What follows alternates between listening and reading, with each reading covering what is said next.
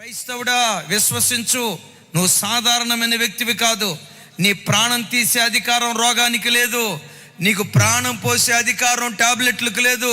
నీ ప్రాణం పోసేదైనా, నీ ఆయుష్కాలాన్ని పొడిగించేదైనా, నీ జీవిత కాలాన్ని పొడిగించేదైనా జీవాధిపతి అయిన యేసుక్రీస్తు వారు. క్రైస్తవుడి ప్రాణం తీసే అధికారం ఏ మనుషుని చేతిలో లేదు.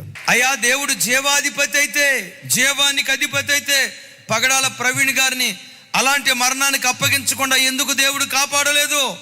చార్లీ కిర్క్ గారిని అలాంటి మరణానికి అప్పగించకుండా దేవుడు ఎందుకు కాపాడలేదు?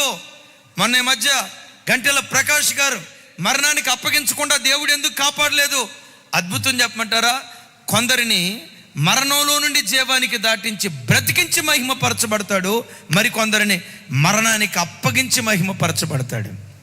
పగడాల ప్రవీణ్ గారు వారు బ్రతికున్న దినాల్లో ఎన్ని హృదయాలను కదిలించారో నాకు తెలియదు, కానీ ఎన్ని వేల మందికి దేవుని వాక్యాన్ని ప్రకటించాడో నాకు తెలియదు, కానీ ఆయన చనిపోయిన తర్వాత అమెరికా నుండి ఆస్ట్రేలియా వరకు ప్రపంచ దేశాల్లో కోట్ల కొలది హృదయాలను కదిలించి యేసుక్రీస్తు తట్టు త్రిప్పాడు.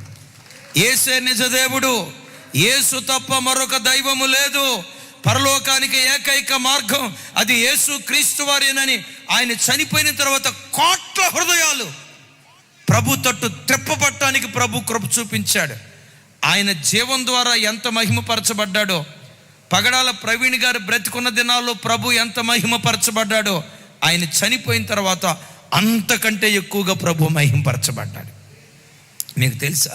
చార్లీ కిర్క్ గారు ఆయన బ్రతికున్న దినాల్లో రివైవల్, నో డౌట్, ఒక ఉద్యమం, ఒక కెరటం, యవనస్తుల హృదయాలు, నిజం, యవనస్తుల హృదయాలు అద్భుతంగా ప్రభు తట్టు త్రిప్పాడు.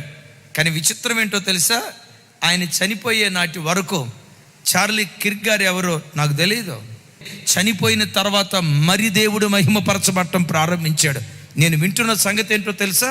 అమెరికా దేశంలో అనేక మంది క్రైస్తవ యవ్వన హృదయాలు కదిలించబడి ఆయన రక్తం ఏ దేశంలో చిందించబడిందో, ఏ ప్రాంతంలో చిందించబడిందో, హతసాక్షుల రక్తం విత్తనాల వంటివి ఒక్కొక్క రక్తపు చుక్కలో నుండి కోట్ల కొలది క్రైస్తవులు పుట్టుకొస్తారు. కోట్ల కొలది క్రైస్తవులు పుట్టుకొస్తారు. దేవుడు కొందరిని బ్రతికించి మహిమపరచబడతాడు, మరికొందరిని మరణానికి అప్పగించి మహిమపరచబడతాడు.